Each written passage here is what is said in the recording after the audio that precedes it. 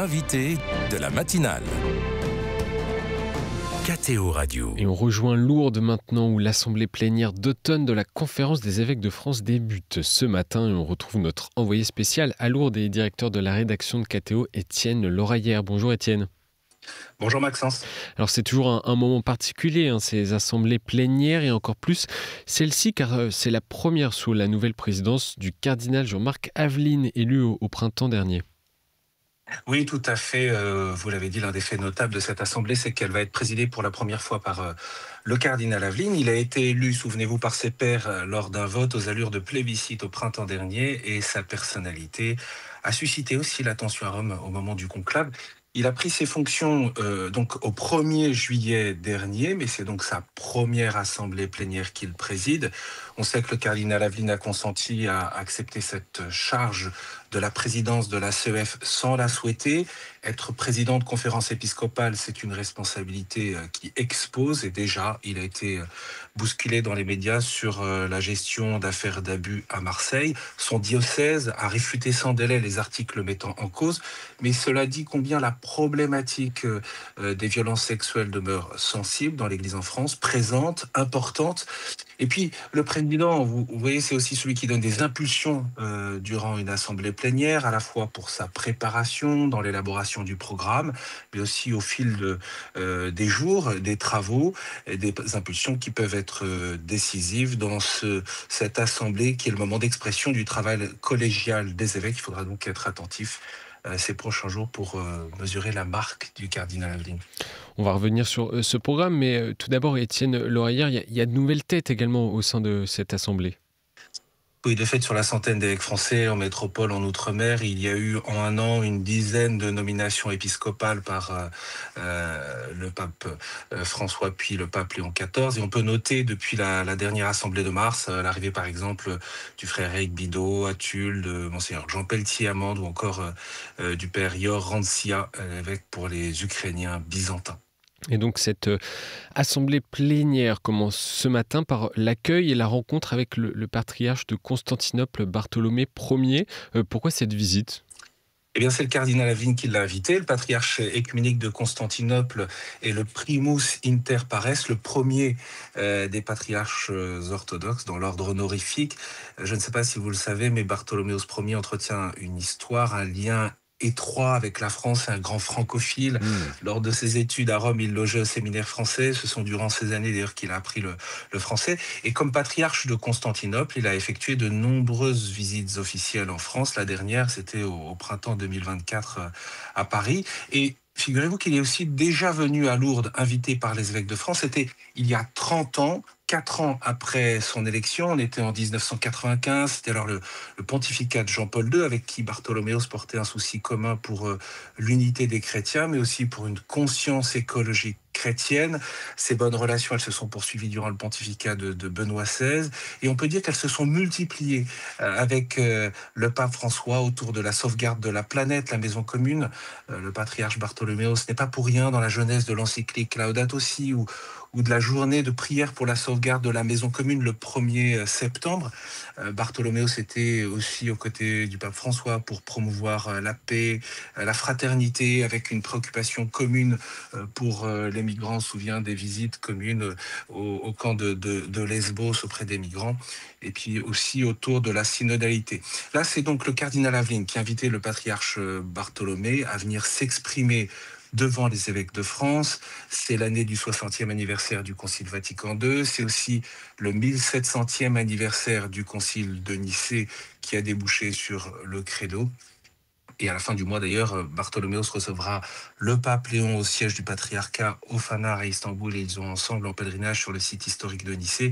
Et puis, il ne faut pas oublier aussi que le mouvement œcuménique est en quête de souffle. Il y a aussi les grandes tensions qui traversent le monde orthodoxe après l'invasion russe et la guerre en Ukraine. Donc, pour toutes ces raisons, ça va être intéressant d'entendre les réflexions et le message du patriarche œcuménique de Constantinople aux évêques catholiques français. Ça sera à suivre en direct sur KTO à partir de 9h30 ce matin. Et il y aura également, après cette prise de parole, une autre prise de parole, celle de la conférence des responsables de culte de France en vue de la COP30 la semaine prochaine au Brésil. Oui, à 10h45, ça sera à suivre en direct sur YouTube. Cette fois, vous pourrez suivre cette déclaration des responsables des religions en France. C'est un choix fort des évêques, qu'elle soit lue au début de leur assemblée plénière. Le réchauffement climatique, s'il demeure incontrôlé, pourrait à l'horizon 2050, c'est la Banque mondiale qui le dit, forcer plus de 200 millions de personnes à la migration. J'évoquais à l'instant Laudato aussi du pape François. Il rappelait que la crise climatique était d'abord une crise éthique, culturelle et spirituelle de la modernité, une perturbation de la relation à Dieu qui va de pair avec une perturbation de la relation à autrui et à la terre. Et la sauvegarde de la maison commune nécessite non seulement une mobilisation des scientifiques et des gouvernants, mais aussi une conversion écologique, une prise de conscience de tous les peuples. Et c'est la contribution donc des responsables de culte en France qui s'inscrit dans cette dynamique avant la conférence qui commence le 10 novembre à Belém au Brésil en Amazonie. Donc des prises de parole ce matin et un programme, Étienne, qui est chargé, qui s'annonce chargé cette semaine. Je compte pas moins de 11 thématiques qui seront abordées cette semaine, parmi lesquelles l'enseignement catholique. Et l'enseignement catholique en France, c'est 2 millions d'élèves scolarisés, soit près d'un élève sur 5. Le nouveau secrétaire général, Guillaume Prévost, était sur notre plateau à la rentrée et rappelait les défis pour les 7500 établissements. Bien sûr, la gestion des affaires de violences sexuelles et physiques pour les faits actuels, mais aussi pour les affaires anciennes, comme à Bétaram ou dans d'autres établissements. Et de fait, l'enseignement catholique a une forme de lenteur pour s'engager dans la démarche d'envergure depuis le rapport de la SIAZ il y a 4 ans. Les scandales ont poussé à la multiplication des contrôles depuis avril dernier par les autorités.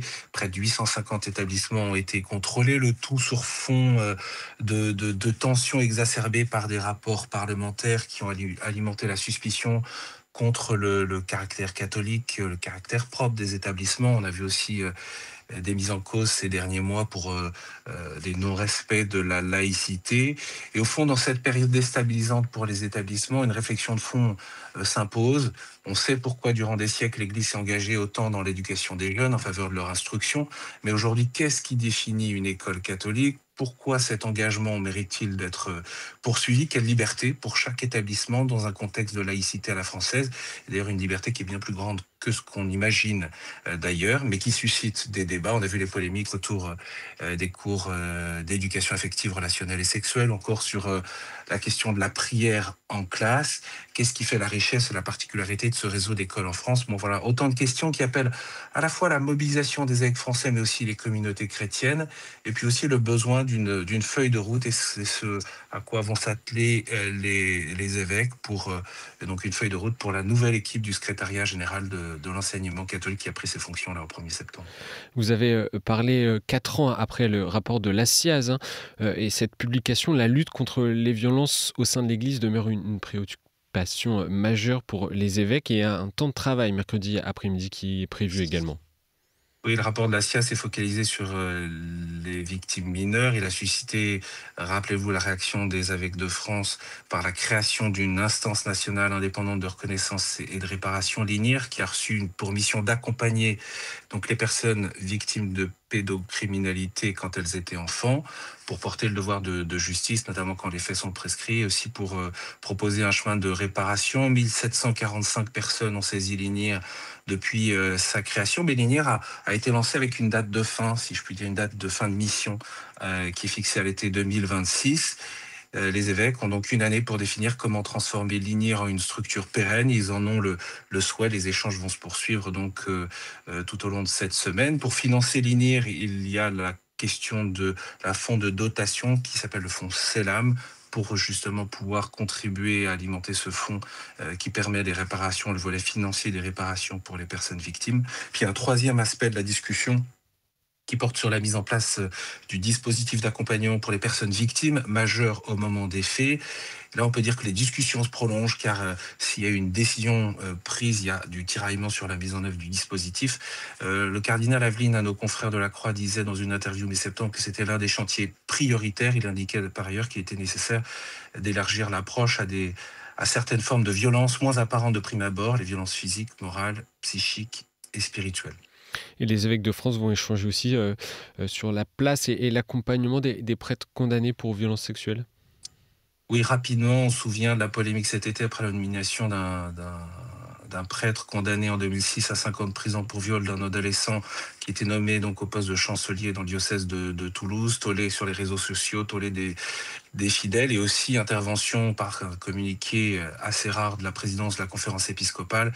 Donc il s'agit là pour les évêques de réfléchir sur l'équilibre entre justice et miséricorde, réflexion théologique, réflexion probablement aussi pastorale. Est-ce qu'il y a des autres points qui ont retenu votre attention, Étienne, sur le programme de cette semaine?